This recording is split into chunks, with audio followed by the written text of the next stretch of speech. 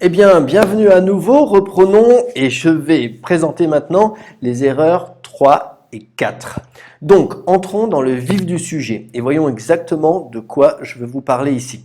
Donc, quand il s'agit de créer un aimant à prospect ou un lead magnet, on a dit qu'on allait appeler lead magnet ou votre freebie si vous voulez, nous sommes en train d'identifier pour construire votre audience et construire une audience d'acheteurs. Ok? Donc voici les troisième et quatrième erreurs qui sont un tout petit peu identiques, mais quand même un petit peu différentes.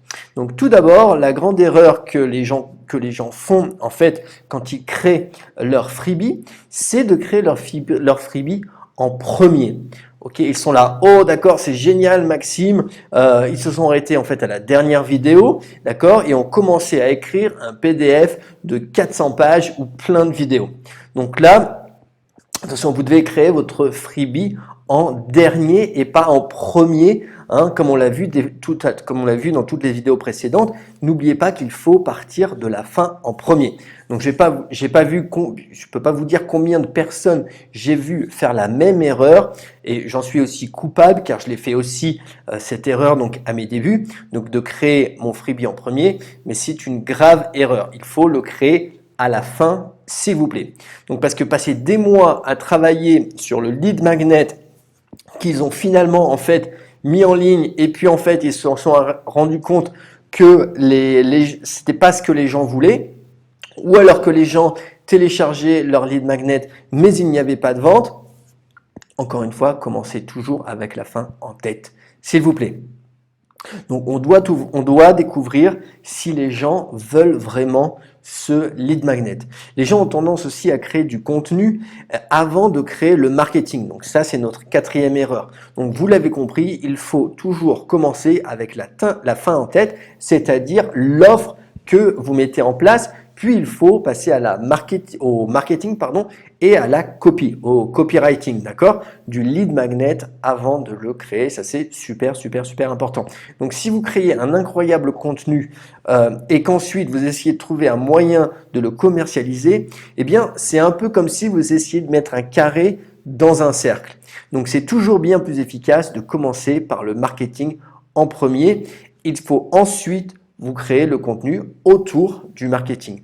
Ok, donc parce que quand vous passez en mode marketeur, eh bien vous serez beaucoup plus à l'écoute de ce que veut votre public et vous êtes juste en mode créateur de contenu. Si vous êtes en mode juste créateur de contenu, vous allez donc créer un contenu et vous vous dites mais qu'est-ce que je vais faire avec ça? Donc comment je vais essayer de vendre ce contenu que je viens de créer? Vous dites waouh, c'est mon meilleur travail, mais personne n'en veut, personne ne le reçoit. Eh bien maintenant, vous savez pourquoi. Donc, ce que vous allez devoir travailler, maintenant, vous allez devoir travailler sur le marketing et c'est ce qu'on va faire dans les prochaines vidéos que je vais donc vous montrer.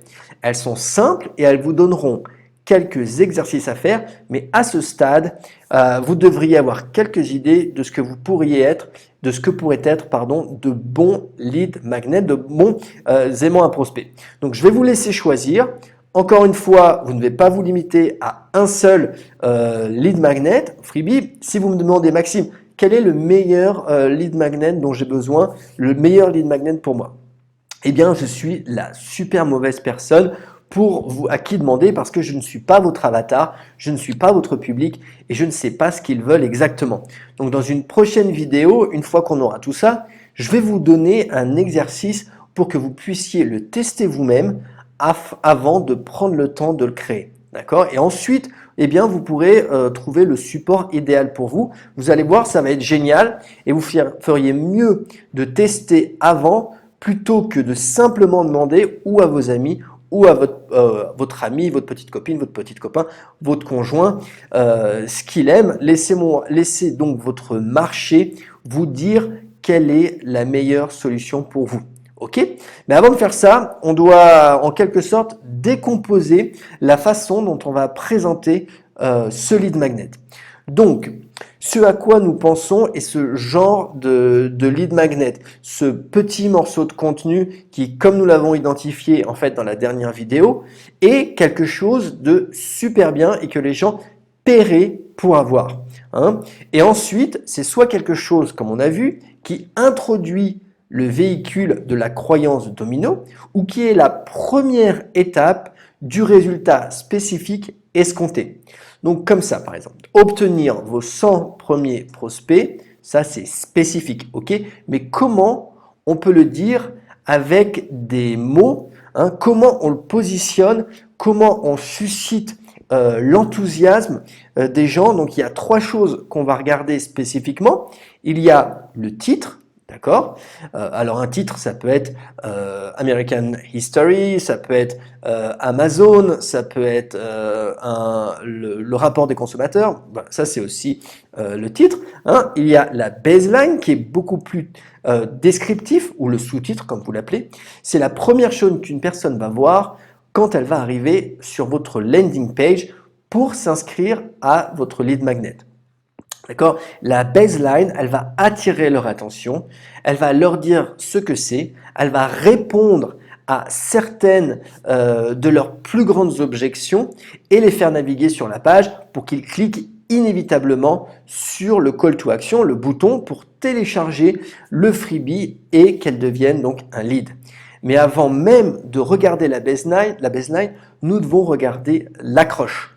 D'accord? L'accroche, c'est littéralement l'angle qui va attirer l'attention et dire arrêtez de défiler. Et c'est ça ce dont j'ai besoin. Je vais vous apprendre à le faire, ne vous inquiétez pas. Donc restez ici. Il y a une façon donc très nuancée d'amener quelqu'un à dire mais oui, c'est exactement cela dont j'ai besoin. Donc, mais c'est pas aussi simple que de dire voilà ce que ça va faire pour vous. Ok? Le temps où on disait juste voilà ce que je vais faire pour vous est fini, est dépassé. Voici ce que vous allez apprendre, voici ce que vous allez obtenir. Donc ce n'est pas suffisant de faire ça. Et si c'est vous qui avez l'habitude de faire cela, c'est peut-être la raison pour laquelle vous n'obtenez pas le chiffre d'affaires que vous souhaiteriez avoir. Donc vous allez apprendre l'accroche, la baseline, le titre. L'accroche va être notre point de départ, d'accord? Et l'accroche, c'est ce qu'il voit sur un post. L'accroche, c'est ce qu'il voit sur Facebook, sur Instagram, sur une publicité, sur un live.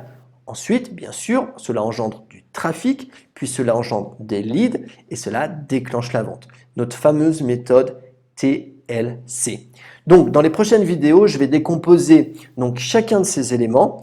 Encore une fois, c'est super important, c'est extrêmement important d'avoir une accroche, une baseline et un titre qui fonctionnent ensemble avant de commencer.